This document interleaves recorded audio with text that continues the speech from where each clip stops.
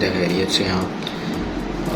Welcome to my channel chem world. आज हम यहाँ पे स्टार्ट करेंगे chemistry 10th class chemistry first chapter से हम स्टार्ट कर रहे हैं लॉ ऑफ मैथ सेक्शन से। इम्पोर्टेंट लॉन्ग क्वेश्चन है ये गुजरांवाला बोर्ड के लिहाज से। पेपर पैटर्न ऑफ व्यू में अगर हम देखें तो फर्स्ट चैप्टर से लॉन्ग आएगा जिसमें law of mass section is most important long question. तो लॉ ऑफ मैथ सेक्शन जो है इसको हम स्टडी करते हैं, यहाँ पे इसके कॉन्सेप्ट्स क्लियर करते हैं, इसके केसी लिखना सीखते हैं, इसके यूनिट्स पे बात करेंगे आज। तो लॉ ऑफ मैथ सेक्शन की हिस्ट्री पे अगर पहले बात करें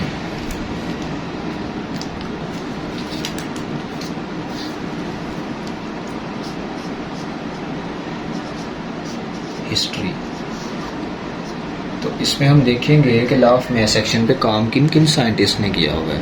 तो दो साइंटिस्ट थे, एक का नाम था गुलबर्ग और सेकंड वन था वेग।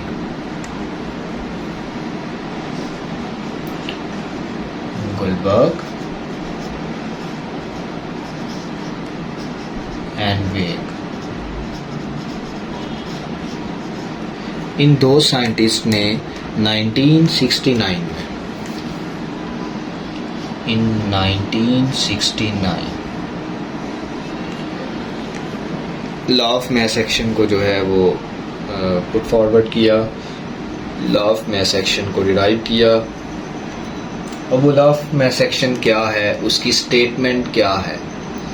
तो स्टेटमेंट अगर देखें लॉ ऑफ मैथ सेक्शन की, तो स्टेटमेंट कहती है कि जो हमारे पास रेट होता है, ठीक है, एक केमिकल सब्सटेंस का, जिसकी वजह से वो जिस रेट के ऊपर रिएक्ट कर रहा होता है वो डायरेक्टली प्रोपोर्शनल होता है उसके एक्टिव मैस के, और जो रेट ऑफ रिएक्शन है वो डायरेक्टली प्रोपोर्शनल होगा उन एक्टिव मैसेज के प्रोडक्ट के। ठीक है, तो लिखते हैं ज़रा, the rate at which a substance react, the rate at which a substance react is directly proportional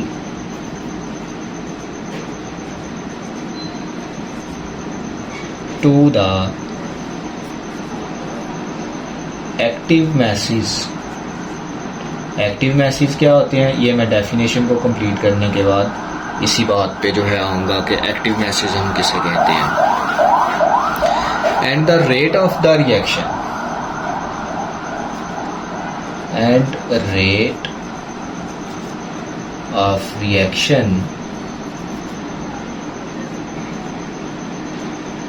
is directly proportional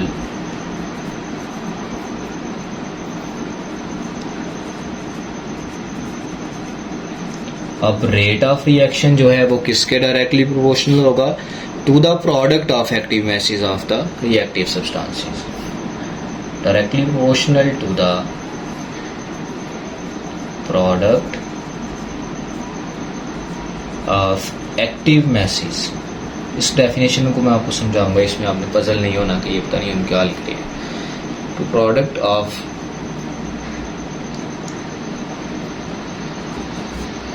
active message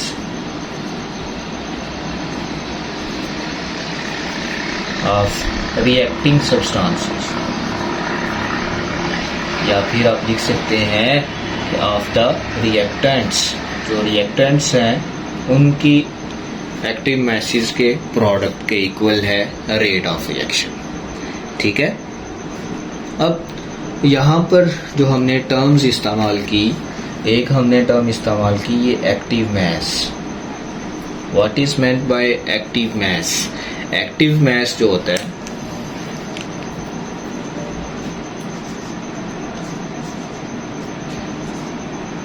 active mass, active mass को हम ब्रैकेट्स से शो करवाते हैं ऐसे, double bracket, this is called active mass. ठीक है, अब अब आपको समझ आएगी कि कोई भी ये रेट है, ठीक है, वो एक्टिव मास के डायरेक्टली प्रोपोर्शनल होता है। और अगर कोई केमिकल रिएक्शन है, उनके अंदर रिएक्टेंट्स हैं, तो उस केमिकल रिएक्शन का जो रेट होगा वो डायरेक्टली प्रोपोर्शनल होगा इन एक्टिव मैसेज के प्रोडक्ट के।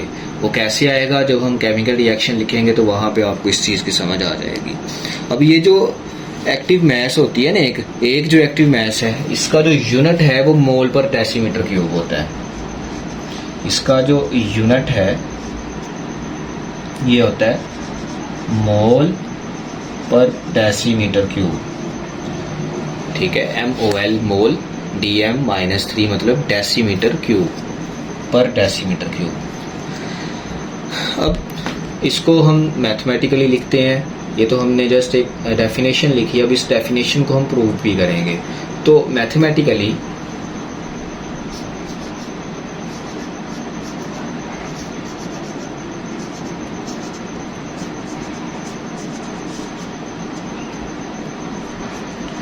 कंसीडर करें, लेट अस कंसीडर कि हमारे पास जो है दो रिएक्टेंट्स हैं। लेट अस कंसीडर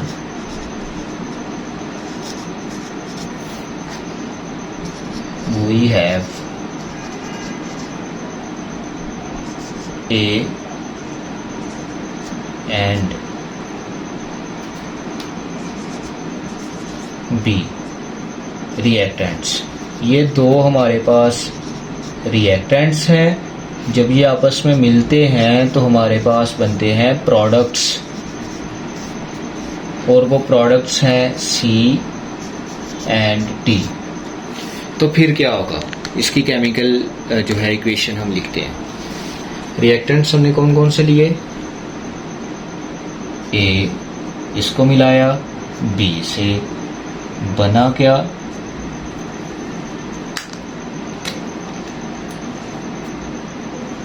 A और B को आपस में मिलाया तो हमारे पास प्रोडक्ट्स बने C प्लस D।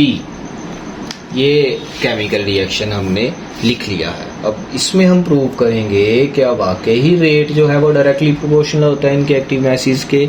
सो इसमें अगर देखें तो मैंने डबल ब्रैकेट्स इस्तेमाल किए हैं। तो आप इससे पहले जो टॉपिक है वो रिवर्सिबल इरिवर्सिबल रिएक्शंस हैं, तो वो एक इजी सा टॉपिक है, इसलिए उसको मैंने आपके लेक्चर का हिस्सा नहीं बनाया आज, क्योंकि ये इंपॉर्टेंट लॉन्ग क्वेश्चन था। रिवर्सिबल रिएक्शन क्या होता है और इरिवर्सिबल रिएक्शन क्या होता है ये आपको वो खूब ही पता है। रिवर्सिबल रिएक्शन जो बोथ डायरेक्शंस के अंदर प्रोसीड कर जाए, फॉरवर्ड भी और बैकवर्ड भी। इरिवर्सिबल जो सिर्फ फॉरवर्ड ही चलता है, बैकवर्ड में नहीं आता। तो रिवर्सिबल रिएक्शन को हम डबल ब्रैकेट से शो करवाते थे, जिसके अंदर जो है फॉरवर्ड रिएक्शन भी होता है और बैकवर्ड रिएक्शन भी होता है।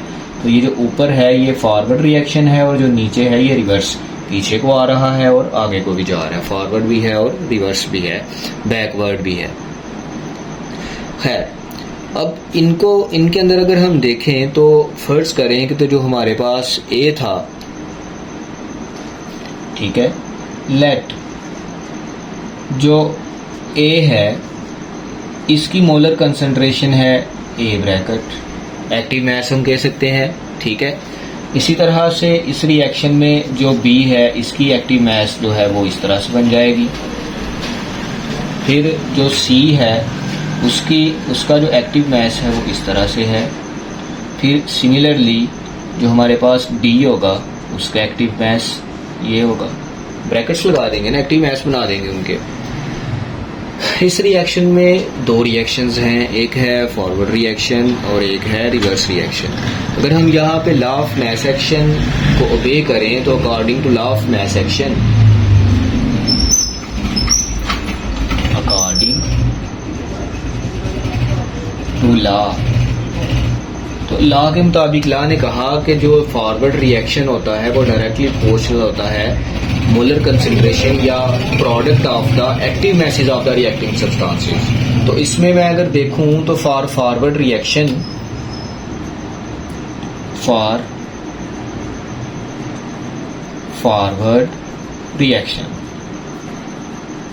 रिएक्शन कौन सा है, इसमें से ए बी मिल रहे हैं और सी डी बन रहे हैं। मैं इसको लिख भी लेता हूँ आसानी के लिए। फॉरवर्ड रिएक्शन इसमें क्या है कि ए बी आपस में मिल रहे हैं और सिंपली जो है सी प्लस डी बन रहे हैं। ये मैंने उसमें से एक रिएक्शन को अलग कर लिया, A plus B is equal arrow to C plus D. इसमें देखें रिएक्टेंट्स क्या है, AB, प्रोडक्ट्स क्या है, CD।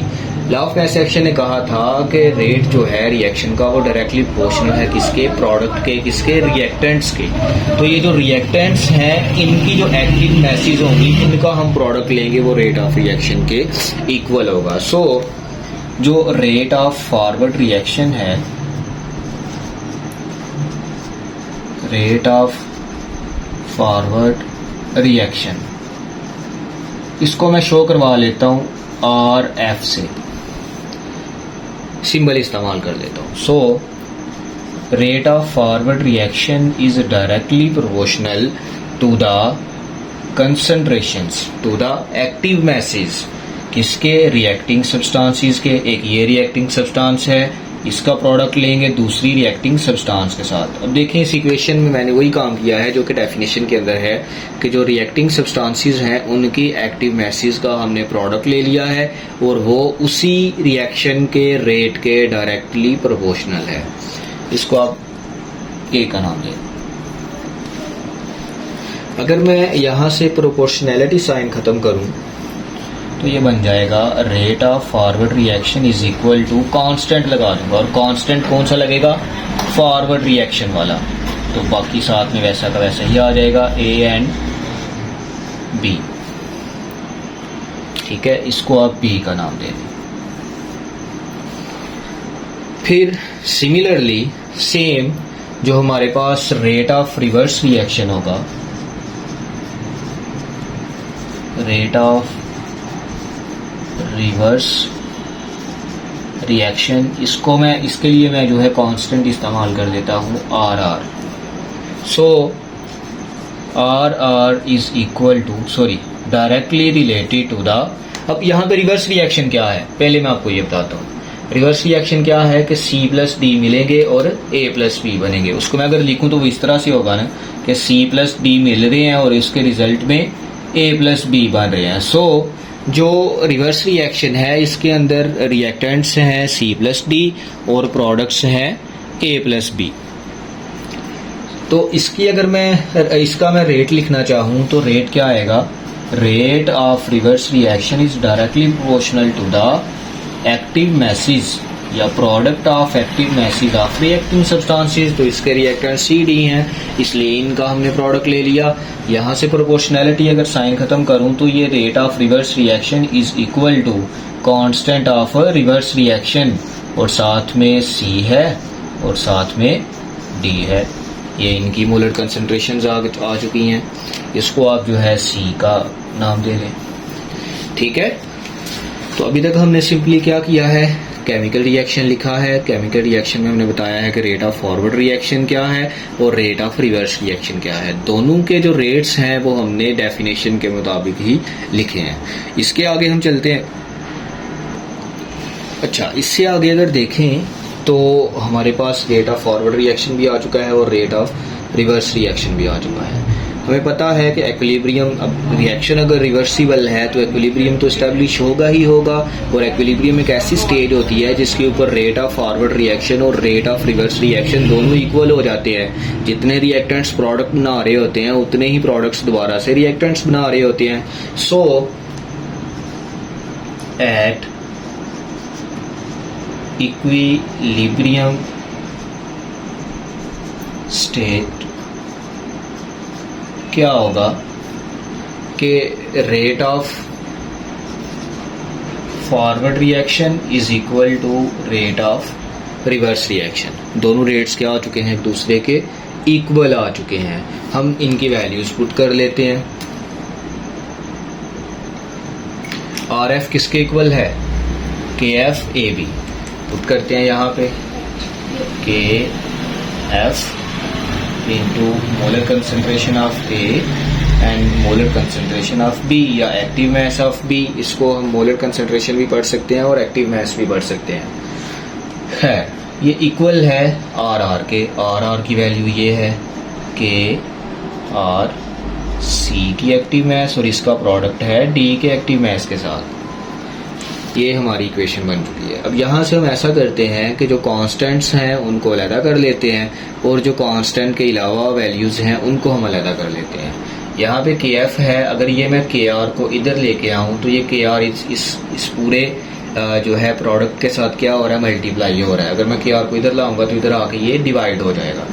सो जो के एफ है वो तो वैसे का वैसे ही रहेगा और इसकी डिवीजन में आ जाएगा ये के आर। एक साइड पे मल्टीप्लाई हो रहा है, दूसरी साइड पे आया तो डिवाइड हो चुका है। अब उसी टाइम मैं क्या करता हूँ, ये इधर मल्टीप्लाई हो रहा है के एफ से, अगर मैं इसको इधर ले जाऊंगा तो ये टी सी डी से डिवाइड हो जाएगा। इज इक्वल टू प्रोडक्ट्स तो सेम वैसे के वैसे ही आएंगे और ये डिवाइड हो चुका है किससे, ए एंड बी से। ठीक है, यहां पर देखें तो फॉरवर्ड रिएक्शन और रिवर्स रिएक्शन की रेशियो बन रही है और जहाँ पे भी फॉरवर्ड रिएक्शन और रिवर्स रिएक्शन आपस में रेशियो में आते हैं तो उनके लिए हम कलेक्टिवली एक कांस्टेंट इस्तेमाल करते हैं जिसको हम कहते हैं के सी। सो के एफ ओवर के आर को हम लिख देंगे के सी, तो ये बन जाएगा K C is equal to C D over active mass of A and active mass of B. तो Kc जो है this is called equilibrium constant. Kc is equal to equilibrium constant. ठीक है, और ये इसकी न्यूमेरिकल वैल्यूज भी होती हैं, डिफरेंट वैल्यूज होती हैं हर एक रिएक्शन के लिए। जो Kc की वैल्यू है वो डिफरेंट है। सो यहाँ तक हमारा लॉ ऑफ मास एक्शन जो है वो प्रूव हो चुका है according to definition. Law of mass action for general reaction, for general reaction, general reaction के लिए लॉ ऑफ मास एक्शन क्या होगा। फर्ज करते हैं हमारे पास एक रिएक्टिंग सब्सटेंस है, ठीक है, ए, और ये मिल रहा है बी से। अब इसके मोल्स हम ले लेते हैं। पहले जो हमने लॉ ऑफ मास एक्शन में इक्वेशन की केसी बनाई उसमें हमने कोई इसका मोल नहीं था लिया। यहाँ पे हम मोल्स भी ले लेंगे ताकि जनरल रिएक्शन को उसके साथ साथ आपको मोल्स का भी कॉन्सेप्ट समझ आ जाए कि अगर पीछे कोई मोल आ जाता है तो उसका हम क्या करेंगे। तो यहाँ पे हम ले लेते हैं ए के लिए स्मॉल ए मोल, बी के लिए ले लेते हैं स्मॉल बी मोल। जब ये दोनों आपस में मिलते हैं तो इसके रिजल्ट में जो है सी और डी बनता है। अब सी के लिए हम ले लेते हैं स्मॉल सी, डी के लिए ले लेते हैं स्मॉल डी। ये हमारे पास एक जनरल रिएक्शन है।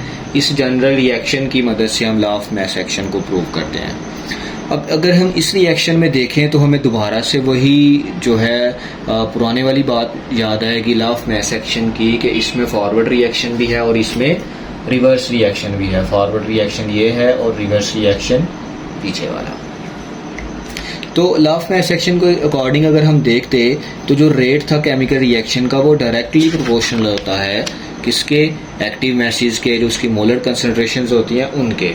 लाइक पहले क्या था कि हमारे पास एक्टिव मैसेज आती थी, उन एक्टिव मैसेज को हम आपस में मल्टीप्लाई करते थे और इस तरह से हमारी केसी आ जाती थी, लेकिन इनके ऊपर कोई पावर नहीं थी इनकी आती। क्यों? क्योंकि हम सिर्फ एक एक मोल इस्तेमाल कर रहे थे। जनरल रिएक्शन में जितने एक्चुअली मोल होते हैं, एक्चुअली जितने किसी सब्सटेंस के मोल होते हैं वो एक्टिव मैस की पावर बन जाते हैं। ये कैसे बनते हैं ये मैं आपको जो है समझाता हूँ। देखें यहाँ पे अगर हम देखें फॉरवर्ड रिएक्शन के लिए, तो फॉरवर्ड रिएक्शन में क्या है, ए बी और ये मिलकर बना रहे हैं सी डी। इनके मोल्स भी लिख लेते हैं, small A, small B, small C, small D. ये हमने इनके मोल्स भी लिख लिए। अब according to law of mass action जो रेट ऑफ फॉरवर्ड रिएक्शन था आर एफ वो डायरेक्टली प्रोपोर्शनल था active product of active masses of reacting substances. तो ये एक्टिव मैस किसका है, ए का, ठीक है। अब इसका प्रोडक्ट था बी के एक्टिव मैस के साथ। यहाँ तक तो हमने लॉ ऑफ मैस एक्शन में पढ़ा। अब देखें जहाँ पर भी किसी रिएक्शन के मोल्स होंगे, ठीक है, उन मोल्स को हम इस एक्टिव मैस की पावर बना देंगे। जैसे इसका मोल क्या है, ए मोल है, तो इसकी ये पावर बन गई। बी की कितने मोल्स हैं, स्मॉल बी, तो ये इसकी पावर बन जाएगी। बेसिकली यहाँ पे A B, small B, small C, small D show करवाने का मकसद ये है कि आपको समझ आ जाए कि यहाँ पे कोई भी न्यूमेरिकल वैल्यू आ सकती है, कितने भी मोल्स आ सकते हैं, लाइक 2 मोल्स आ सकते हैं, 3 मोल आ सकते हैं, 4 मोल आ सकते हैं। तो जितनी भी पीछे हमारे पास मोल में कोई सब्सटेंस आएगा, उतनी उसकी क्या बन जाएगी, एक्टिव मैस की पावर बन जाएगी, ठीक है। तो इसी तरह से रेट ऑफ फॉरवर्ड रिएक्शन का अगर मैं प्रोपोर्शनैलिटी साइन खत्म करूं तो हम कांस्टेंट ऑफ फॉरवर्ड रिएक्शन लगाते हैं। इसी तरह से ए और बी की जो है, अब ये क्या बन चुकी है, मोलर कंसंट्रेशन। पहले ये सिर्फ क्या थी, एक्टिव मैसेज थी, इस वक्त ये क्या है, मोलर कंसंट्रेशंस, क्योंकि इनके ऊपर इनके मोल्स की कंसंट्रेशंस क्या बन चुकी हैं, पावर्स बन चुकी हैं। इसको आप ए का नाम दे दें। अगर हम रिवर्स रिएक्शन की बात करें या बैकवर्ड रिएक्शन की बात करें, तो बैकवर्ड रिएक्शन में आपको पता है अब के सी और डी मिलेंगे और ए भी बनेगा। सो यहाँ पे मैं डायरेक्ट जो है रेट ऑफ रिवर्स रिएक्शन लिखता हूँ। So rate of reverse reaction is directly proportional to the active mass of C and active mass of D. अब इनके जितने मोल्स हैं वो इसकी क्या बन जाएगी, पावर बन जाएगी, small C and small D. इस वक्त ये एक्टिव मास नहीं रही बल्कि ये क्या बन चुकी है, molar concentration. So rate of reverse reaction is equal to the product of molar concentration of C and molar concentration of D. इसका प्रोपोर्शनैलिटी साइन अगर हम खत्म करें तो वो इस तरह से हो जाएगा कि R R is equal to क्या बन जाएगा, ये के आर सी एंड डी, और ये स्मॉल सी स्मॉल डी। इसको आप जो है बी का नाम ले लो। अब ऐसा करते हैं, ए और बी दोनों को जो है इक्विलिब्रियम की स्टेज पर रख देते हैं। सो एट इक्विलिब्रियम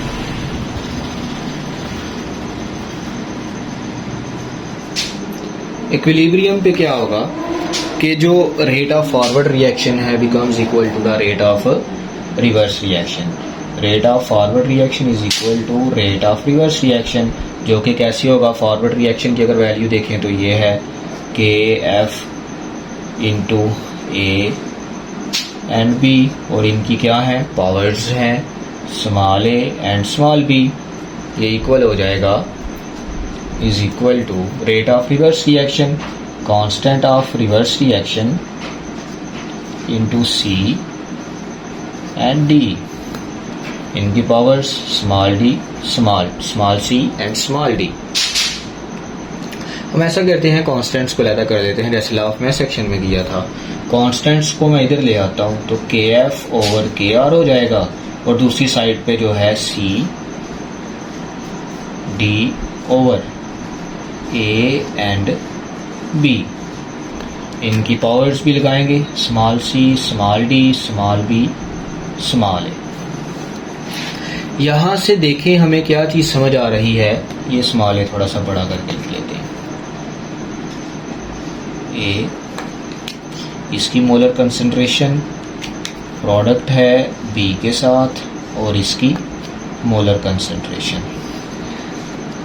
अब K F over K R किसके इक्वल होता है, के सी के। So K C becomes equal to products molar concentration, product of molar concentration of products over product of molar concentration of reactants D A and B. ये हमारे पास के सी आ चुकी है एक जनरल रिएक्शन की। अब हम क्या करते हैं, इस जनरल रिएक्शन के यूनिट्स भी फाइंड करते हैं। खैर वो यूनिट वाला टॉपिक जो है वो हमारे पास अलहदा से है, हम इसको जनरल रिएक्शन को यहाँ पे ख़त्म कर दिए। हमारा एक जनरल रिएक्शन ख़त्म हो चुका है। हम अगर एक एग्जांपल कोट कर लें, फॉर एग्जांपल हम एक एग्जांपल ले लेते हैं formation of nitrogen monoxide gas. अगर फॉर्मेशन देखें नाइट्रोजन मोनोऑक्साइड गैस की, तो इसमें जो रिएक्शन है वो इस तरह से प्रोसीड करता है। नाइट्रोजन है N2 प्लस ऑक्सीजन, और ये ऑक्सीजन जो है जब ये दोनों आपस में मिलते हैं उस वक्त प्रोडक्ट बनता है नाइट्रोजन मोनोऑक्साइड 2NO। मैं इसकी केसी लिखना चाह रहा हूँ, मैं डायरेक्ट अब केसी लिखूंगा, आपने गौर करना है सिर्फ।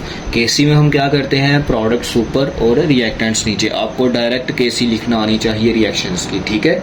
तो डायरेक्ट केसी देखें कैसे लिखेंगे, KC is equal to product ऊपर, ये प्रोडक्ट, लेकिन प्रोडक्ट्स या जो भी हमारे पास रिएक्टिंग सब्सटेंस होगा या प्रोडक्ट होगा उसके साथ लेफ्ट साइड पे जो न्यूमेरिकल वैल्यू आएगी, जैसे यहाँ पे T था, C था, B था, A था, जो भी न्यूमेरिकल वैल्यू होगी वो उसकी पावर बन जाएगी। तो 2 इसकी क्या बन चुकी है, पावर।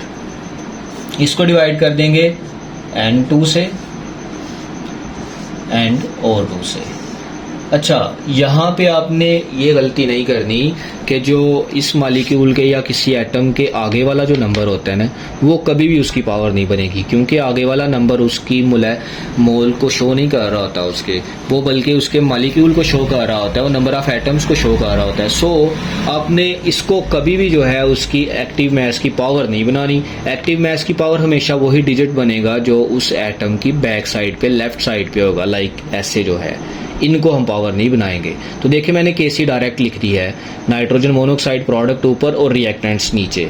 आप इसको स्टेप वाइज भी लिख सकते हैं कि रेट ऑफ फॉरवर्ड रिएक्शन जो है वो जो है नाइट्रोजन और ऑक्सीजन की मोलर कंसंट्रेशन के डायरेक्टली प्रोपोर्शनल, फिर जैसे हमने ये लिखा है सारा का सारा सेम आपको केसी लिखना आना चाहिए। इसके अलावा बुक में जितनी एग्जाम्पल्स हैं उसकी आप प्रैक्टिस करें तो इंशाल्लाह जो है आपका ये law of mass action complete हो जाएगा। नेक्स्ट लेक्चर में इंशाल्लाह हम जो है कोड करेंगे हमारे इक्विलिब्रियम कांस्टेंट के, हम यूनिट्स कैसे निकालते हैं, उनके यूनिट्स कैसे होते हैं, फिर क्यूसी या केसी की अहमियत क्या है, इंपॉर्टेंस क्या है, कैसे जो है हम रिएक्शन के डायरेक्शन का बता सकते हैं। सो आज के लिए इतना ही काफ़ी है, इजाज़त दीजिए, अल्लाह हाफिज़।